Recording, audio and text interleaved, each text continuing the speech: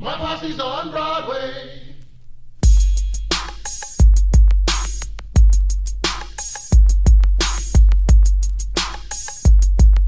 My posse's on Broadway.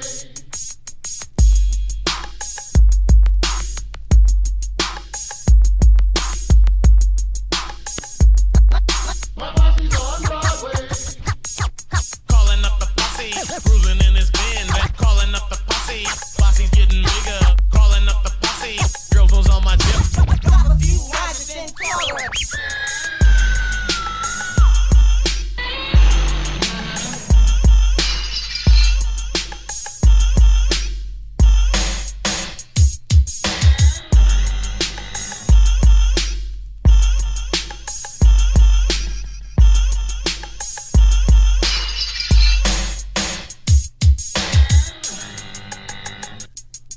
My posse's on Broadway.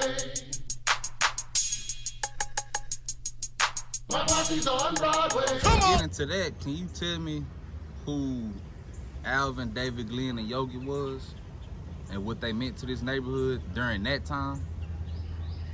Lil Yogi, my nephew. Lil Yogi was my oldest sister's son. Tussie. That's my sister. Yogi was her son. But Tussie came up back in the day. She was hustling and doing her due and ended up going to penitentiary. So Yogi was left out here with my mom, which is grandmother, my mom, on Bywood. I was already grown up, 19, going on 20 something, 18, 17. Had cars and wheels. Yogi, little boy, hanging in the gate, looking. Mama wouldn't let him out the yard. But he watching. So I guess he liked what he seen too. And as he growed up,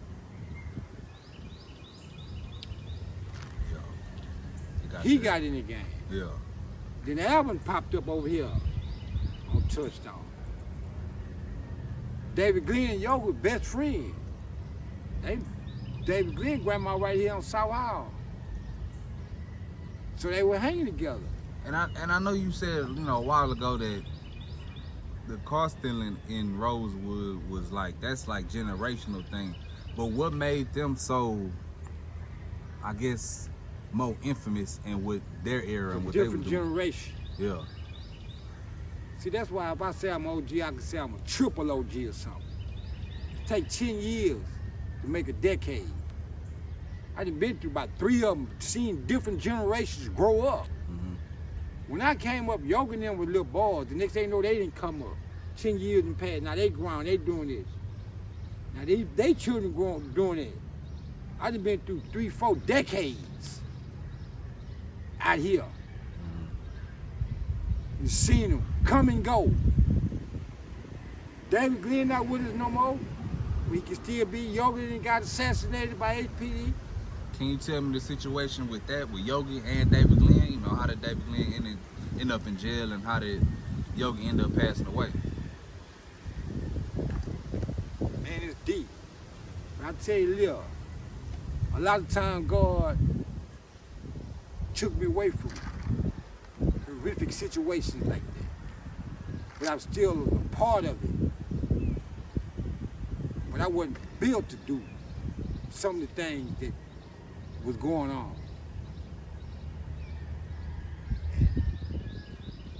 Yogi and David Glenn was riding, going through the park,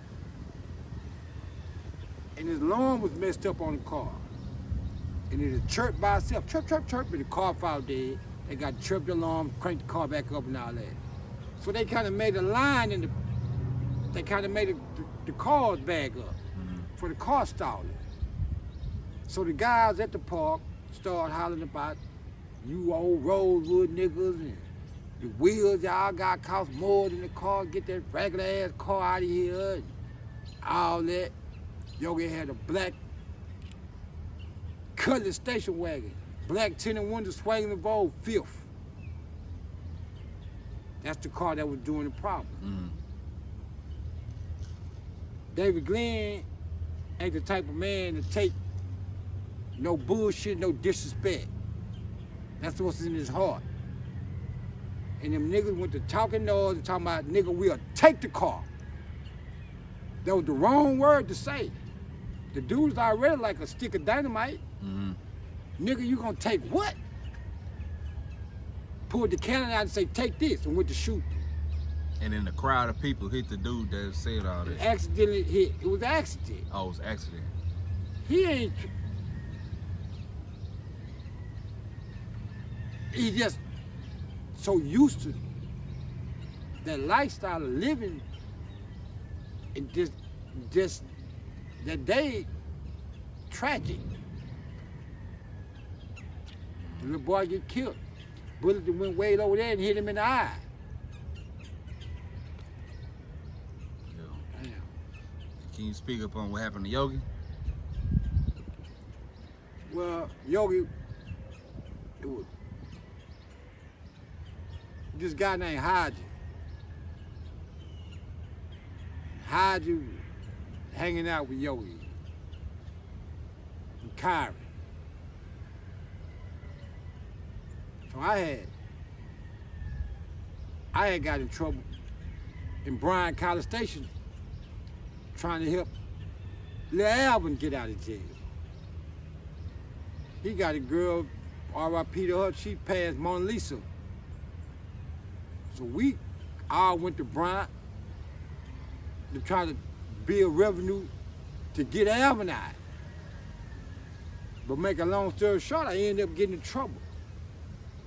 So now I'm in jail down here in Bryan. Mm-hmm. So while I'm in jail, all I hear is about Yogi this, that, they doing that. I want to get out of there. I got a Cadillac, blue Cadillac, peanut butter inside, casserole, peanut butter pieces. Somehow I get Yogi number while I'm in jail and I call him. I say, Yogi, I need to get out of here. I say, go to mama's house, tell her to give you the keys to that Cadillac, sell it. He said, that's what you want me to do, Uncle Papa? I said, that's what I want you to do. About 3 days later, they calling my name. You up out of here. Yogi sold the Cadillac to a guy named Bone and Green-Eyed Drake. Took the money, gave it to my mama, my cousin come down there to Bryan and got me out of there. I come back home the same night. When I get out the car with my mom and my cousin from coming to get me out of jail, I get out their car and get in the car with Yogi, Haji, and Kyrie. It's 4 of us. He got a blue Caprice on blades. That's when blades just come out. Mm-hmm. Then we go up to the club. Goddamn. Them boys get out messing around with them cars. We behind the club, VIP. I'm in the car, Haji's in the car. Yogi and Kyrie is rumbling around. The next thing you know, I see lights and police sneaking outside the building. But I also see Haji in the car, then fold all the way up. Scared. And he ain't trying to warn them, he ain't trying to do nothing. He curled up like a doodle bug. I get out the car, tell them, man, y'all come on, man, it's loud, come on. They run, jump in the car. They all have jumped in the front seat. Hyde is under the steering wheel. Next thing you know, Hyde is over here by the passenger door.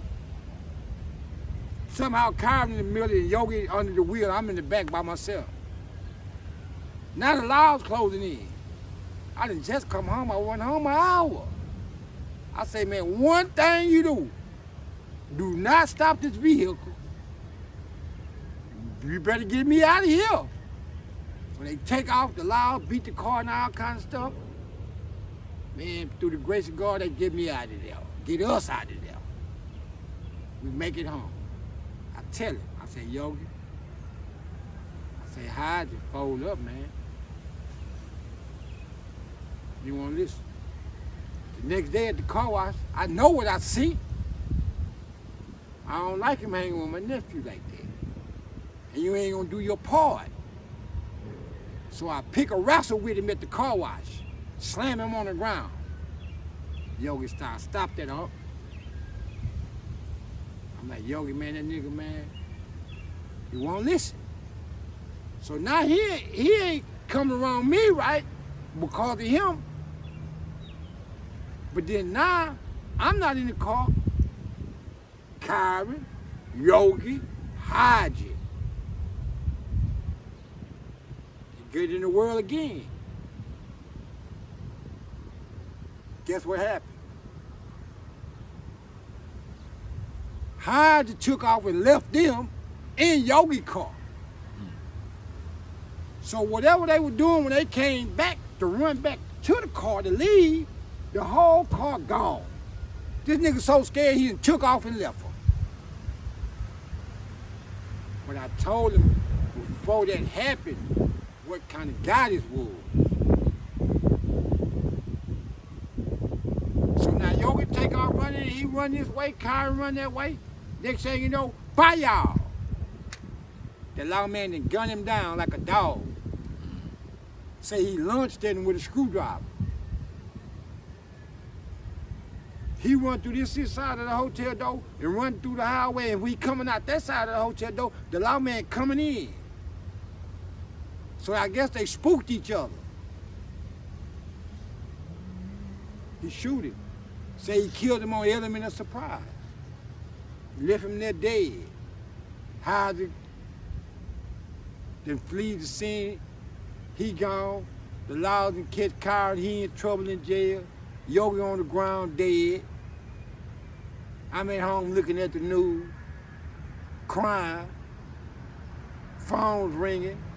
Ain't no good reports at all. I ain't like that feeling. Still don't. That's the reason why I can't deal with everybody. They can talk and conversate like they gonna do what they supposed to do, but they ain't. And they'll get you killed. I'm shot up now behind niggas not taking right instructions and ain't got the heart they supposed to have. There's a lot of that go on. Like the Bible say, you got to look out for the wolf. He got on sheep clothes. That's all what we living among, a bunch of wolves. But we have to figure out who ain't the wolf. And sometimes they get hard because they sleep with you. Niggas and women is messed up. Everything was family. That's just like when the music came in the division, the blue and red, Rosewood jacket. Hey man, don't label me no jacker. Now you can say I done plaque your ass or crunk you up. But when you put that gun in my hand, you make me mad. And that's what them niggas on the south side did. Labeled the whole world think we jackals. Can you speak up on that and how the music came into play and just it escalated at that point? Hey man, because they were labeling us something that we ain't. That's just like if I label you something and you ain't. How you gonna feel? Mm-hmm. Man, we crunk cars. Southside crunk cars. But when they got to talk about we jackers and juices and sour, come back to the after hours. All that. The whole world know about that. Anybody right now, oh, them niggas over there jackers. So when the next generation come up like David Glenn and Yogi them and all that, hey man, if you say I'm a jacker, okay, well then that's what you gonna get. Niggas that wasn't no jacker did it because they kept saying they did it. But they didn't do it to everybody, anybody did it to them. That's how all that started. Ain't no jacker. A nigga get a hacksaw and cut the steering wheel off. Ain't nobody supposed to come to you and put no gun on you and take your car. Nigga, you stupid. It ain't that important. Go in there with the movie, take your girl to the movie. Come out, the car gone. Go in there with grandma and go shopping, get some beans and rice. Come out, the car gone. Well, I ain't no way in the world I'm finna come up there on you and grandma and take your purse and your keys. Nigga, you was a poor hustler. I don't believe in that. And I didn't like that when they said it, but it's over. And it started confusing.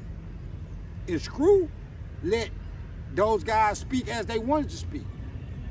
But Michael Watts had the microphone over here, the platform, In Rosewood. and he silenced us. He ain't take up for us at all. Then he hanging with them. It's cool. Make your money. He ain't no real Rosewood representative, but he born and raised here. Got a house back there his mama left him. When you started Swishahouse, I used to pick niggas up in my cars and take them back there to rap. I had a Swishahouse selling blunts here on Larry Copper years ago. He used to come by blunts, ask me to go to Prairie View with him. I could sell my blunts down there at the party and all that. I didn't go because I ain't that type of nigga. I didn't go nowhere. I didn't go with Watts to no Prairie View or no party, no dance or nothing. But then he riding around in a farm truck in the Suburban with a sweat rag. But he hanging with the bars on the south side. Them niggas ride clean out there, man. Hey, man, how are you from here and you riding over there in a farm truck? That's what I told him, with a sweat rag. The next thing you know, he get a black Bonneville with the air conditioner passing by like that. I got to wake him up. Then he done blowed up and went to dealing with all them people, I don't know. Swishahouse this, Swishahouse that, which is cool. That's your hustle, that's what you do. But I remember when Lester Rodney was right here on Touchdown selling Swishahouse t-shirts, making them, paying for it out their pocket. The next thing you know, I hear T. Ferris get checks. What the hell is going on? Why is he cutting a check? I don't know what the nigga did with it. Then I'm reading books on Lil James and the deals ain't going right or something. I don't know, I ain't got nothing to do with that. He on the radio every day. I laid up in the jailhouse and listen to him every night and ain't know him say Rosewood. He act like he's scared. I'm from here and I represent here. I done been gunned down here, I done packed the cross here, and still is. Then when that beef came out, then he was on TV with Beef, had Slim Thug and Pow Wow. Talking about beef and Rosewood and stick of dynamite and all that. Man, you ain't even come out the yard. You could have picked anybody to talk about Rosewood, a nigga from Rosewood. How you gonna go get some strange niggas from another neighborhood to talk about this neighborhood? That don't make sense to me. But a lot of people accepted that. Hey, but I'm quiet. I'm a background nigga. I ain't no camera guy. I ain't trying to impress. I'm like Slim from Cash Money. Put me in the back. Put another nigga there and let him act an ass. I know what's going on and been there though. I know a minute ago you mentioned that you been shot up. Can you tell, without saying any names or nothing, could you tell me the situation on you getting shot? Well, I've been shot up on 2 different occasions. You know, I'm a man. So the first occasion it was behind a vehicle.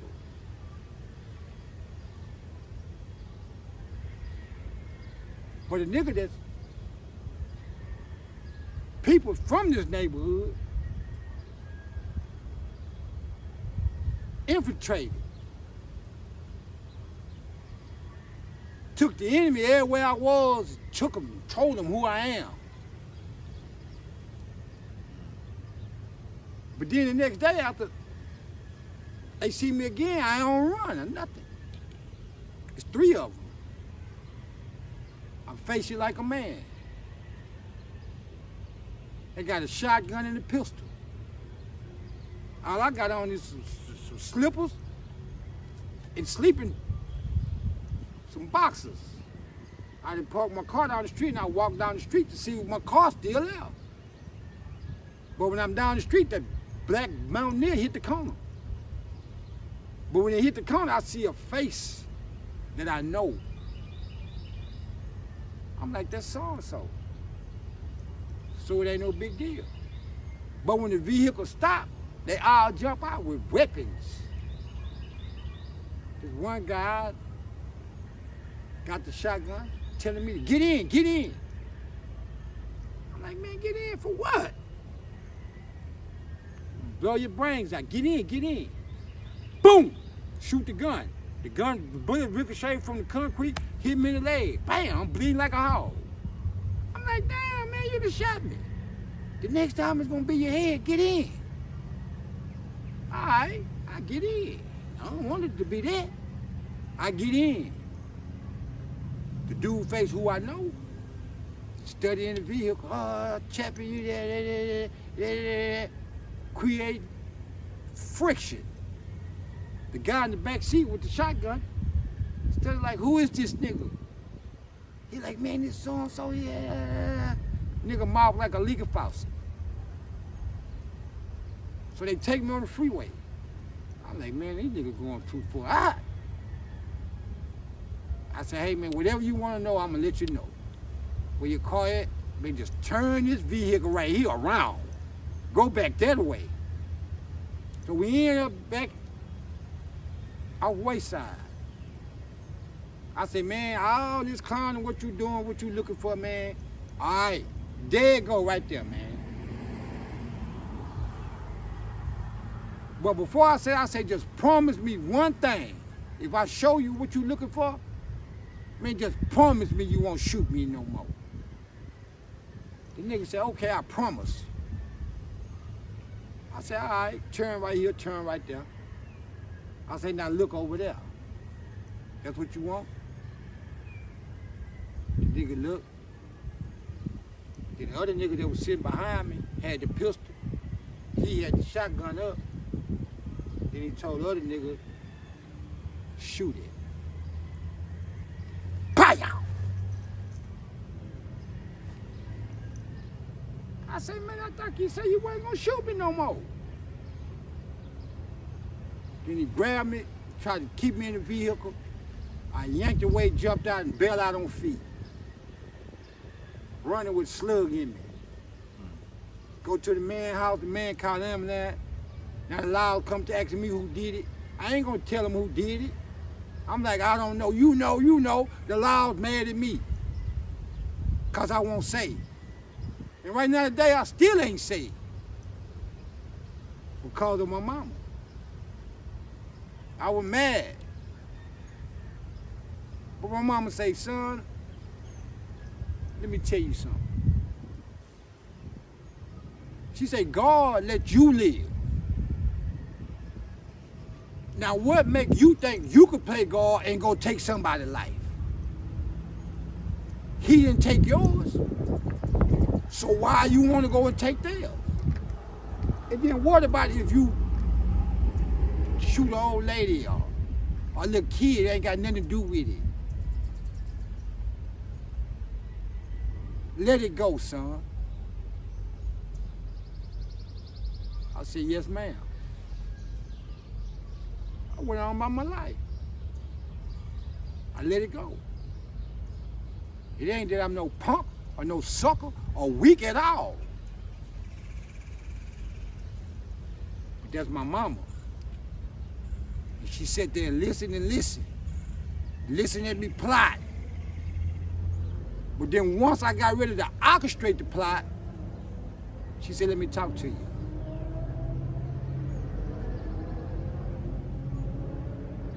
Don't go do nothing like that. God didn't let you die, so how you gonna go take their life?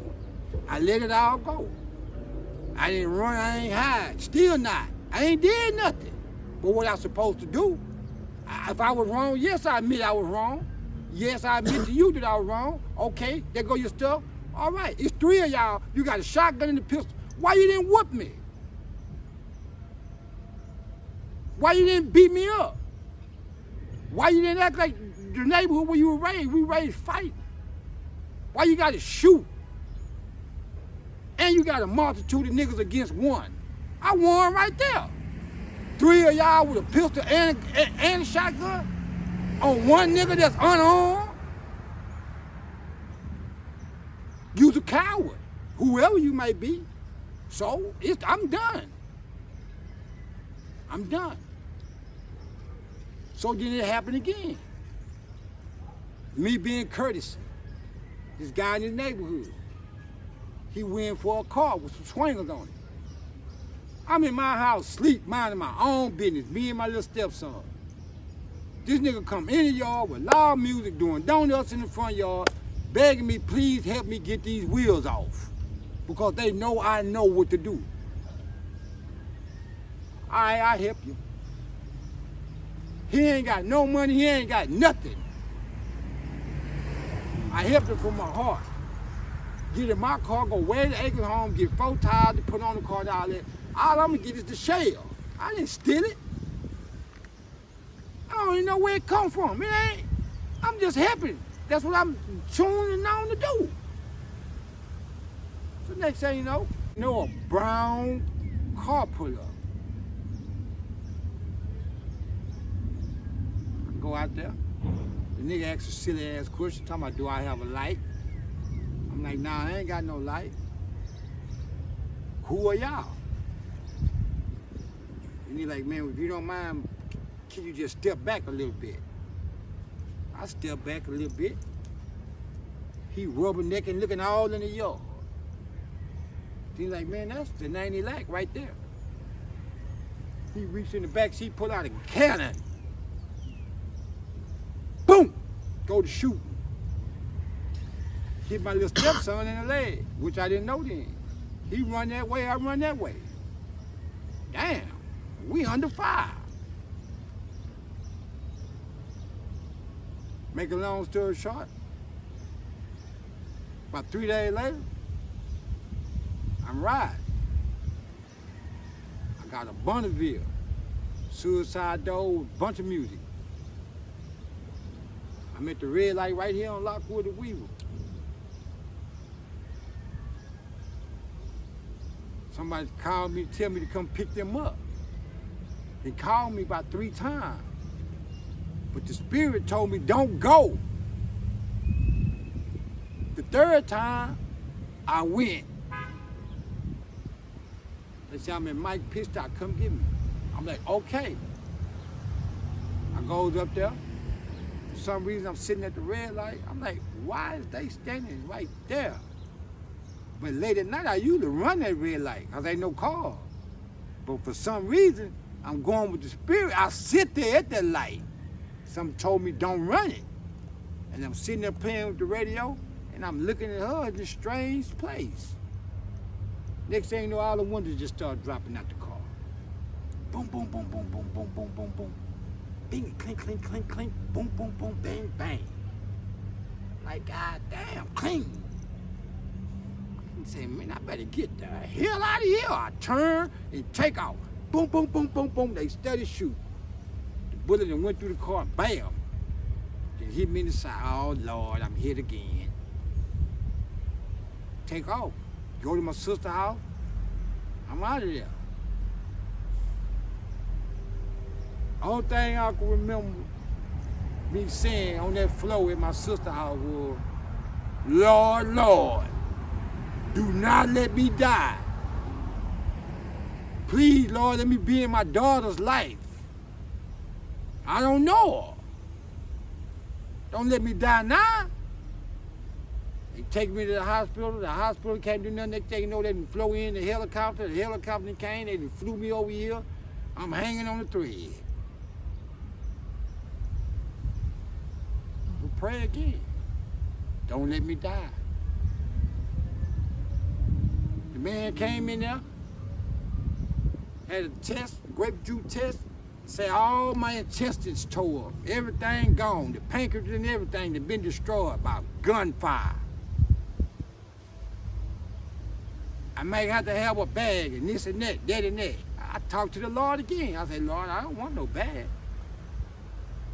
Heal me. The man said, I'll be back in 3 days. I want you to drink this stuff, this juice. And if the juice come in this tube, we gonna have to put one of them bags on you.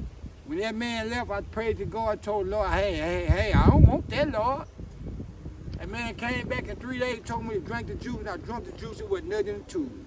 The man looked at me like he seen a ghost. I was healed. They let me out, but they had to do reconstruction on my stomach. But I ain't never had a colostomy bag. I ain't never had a problem with sex. Even got greater. None of that. Through the grace of God. But a lot of that happened because of the people that you dealing with and affiliated with. All that come with the game. Everything ain't gonna be gold and diamonds and glory. But when you're in a situation, you have to be strong enough to try to accept what you've been through and ask for forgiveness. That's all I know. And a lot of these guys around here, I was in the game before that, I tell them, man, don't go that way. Don't do that. Don't play with them guns. Don't. Oh, nigga, the penitentiary got you scared. This and that, that and that. And everybody's in the situation, in the predicament that they in right now today because of the decision making that they made. We didn't make a lot of good decisions. We didn't make a lot of bad ones neither. It's all mixed. You got to mix the good with the bad. Just like God said, he let it rain on the just and the unjust. So how can you judge? If you go around and kill 10 people, and I go around and give 10 people $100 to help them, when it rain tomorrow, me and you gonna get wet. God gonna treat us the same. Even though you did go over there and slaughter them people and cut that lady head off.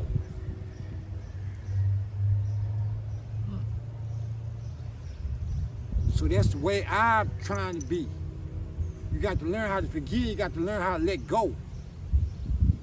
But a lot of that stuff started behind them tires, them wheels. Hey man, I just seen some horrific stuff. And I just seen a lot of smart guys put them cars together. It's a lot of people that ain't make it in the grave. Man, It's deep. man, Chappi, I ain't gonna lie. Probably out of all the videos I done did, this probably was the most interesting, powerful one. You know, you got a real story that date back 40 years ago.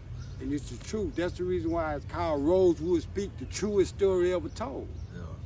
You know? Man, there's so many situations, and so many wolves in the sheep clothes that you got to deal with. It's people's right here in this neighborhood that I was growing up with that done things toward me that they shouldn't have. But I'm still wondering, why did they? That's like, for instance, a guy right here in my own neighborhood walks in my yard with a gas can, pour gas in my vehicle, and sets it on fire. Why he do that? I don't know, but I'm the villain. I ain't done no shit like that. I'm gonna help you. The same guy right here today. I ain't got nothing to do about that. That's your stupid decision you made. Yeah. But you just have to distinguish the difference in a lot of things. Everything ain't gonna be perfect. A lot of these guys around here weren't perfect. They're like Al when he went to the south side. They gunned him down, shot the car up, blowed his knee loose. Another guy goes to try to help him and he ended up jumping in that guy's car, leaving him there. It's a lot of stuff happened. Yeah. A lot of stuff shouldn't have happened. But all I can do right now is just remember what happened and try to make things better for me, myself, and everybody around me. I don't want to go out with a label like that. Them niggas jackers and this and that, that and that. I done died full of dope and syrup. I don't want to go out like that. Fucked up name. Oh, that nigga used to do that. I want to erase all that and make it better. The ones in the penitentiary, I'm for them. The ones dead, I'm for them. Biggie, Pop, all of them. I'm living for all of them. Them real niggas. That's what I represent. The truth. TRUU. And if it ain't that, man, get away from me. If your word ain't nothing, you ain't nothing. Before we get up out of here, you know, I asked my last questions on all my interviews. Could you name your top 5 slabs of all time? Man, it's a multitude of slabs. But I say, I gotta give it to him. The slab I like was Kerry, the teal green Cadillac Transformer. Yeah. He put it together. 2 fifth wheel, swinger hanging out the grill, 2 roofs, Lamborghini dog, That was a slab. Yeah. I watched that car right down at that car wash that Sunday. He left that car wash and went down Homestead and tore it out. And then another slab to been, he put it together. Them boys, it's a lot of slabs right now today, they all look alike. They red. They hanging in line with some wheels. Hey, when I came up, hey man, my car couldn't look like your car.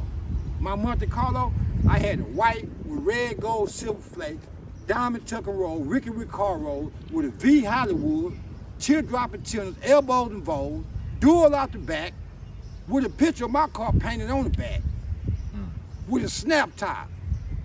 I put my snap top out and it looked like a car with like that. Then I unsnapped the whole snap top, then it got a Hollywood flaked out. I ain't seen nothing put together like that since. I think the greatest slab that was built was I did it. My 73 Monte Carlo. Then I had the sky blue lack, suicide door, roof in the back, swingers and voles. It got to be different. I can put something together anytime I want to. That Lincoln, that lack, whatever, whenever I feel like it. Cause it's in me, it's embedded, I know how to do it. But a lot of times I don't want to do it. I have a daughter now, 15. I gotta try to learn how to be a man and take care of her. All I know was me, them, street. But my mama told me and I didn't know. I'll get mad at her. Boy, all them niggas you hanging with, that ain't your friend. All that shit you got laying out there on the ground, that don't mean nothing, boy. If you want something, you got to go down there and work. That's why I work. That's why I hydro blast. That's the reason why I pressure wash right now. I cut yards, I hydro blast, I clean driveway. I do it all. I'm the convenience man.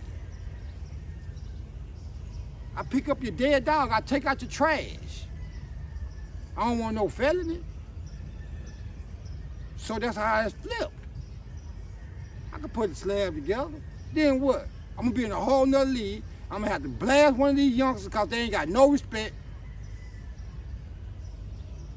They gonna try some shit, which they already is now. Running in, taking shit, and they think it's easy. But when the hard part comes to them, they see, but back in the day, the smartest guy, I can't say no slab, that I met coming up that I feel there was Lil James. I went to Cashmere, took metal shop. Me and Lil James was in the same class. I think it was Mr. Johnson. Lil James had a all red Chevrolet car.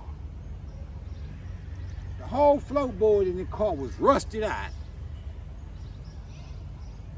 And we come to school and tack weld and put his floor together. This here was before the swingers and voles. This is in 81, 82 or something. This is back.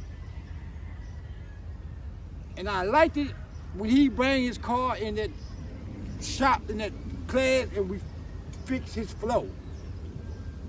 Then they had air truck pots with the nose, they had the park bars with their daddy was a pimp or something, got killed, they had the air dogs and the Severe with the spare on the side and all that. I see all that in school when I was a kid. Them the guys I raised up around.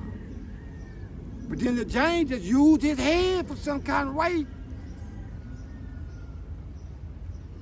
And he is what he is. And he had some cars, Ferraris, lines of shit. Real money. Back in the day, way back in the day. Man, that nigga been doing that. But then, at school, he was different. We had an art teacher. Our shop was right here, and the arts class was next door. Only thing he do come in class is to have a roll call.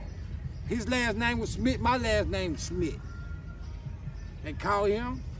He didn't dress out of nothing. Cool little fella with his briefcase. when his name get called, he'd leave out and he'd go talk to the art teacher out of the class. I couldn't do that. Pretty fine art teacher too.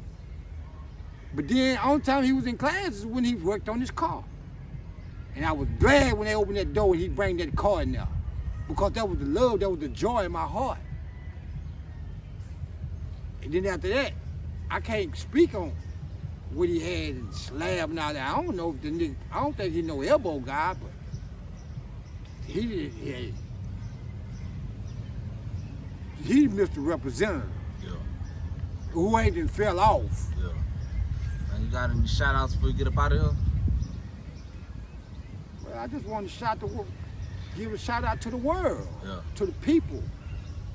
You know, regardless about what you did, or regardless about what you have been through, it's all about where you're going or where you're trying to go. It's about making your footpath on the straight path of righteousness and success. It don't matter about how old you get, what they say, this and that, that and that. You got to have your own, you know? So I just say, God bless everybody, you know? And a lot of the stuff that went on, that shouldn't have went on, we just got to live with it and deal with it. You know, but. Already, man. This was a powerful interview. I appreciate the history that you gave us and the viewers, man. Y'all subscribe to the channel. Got OG, triple OG Chappi in here. Already, we out. All right.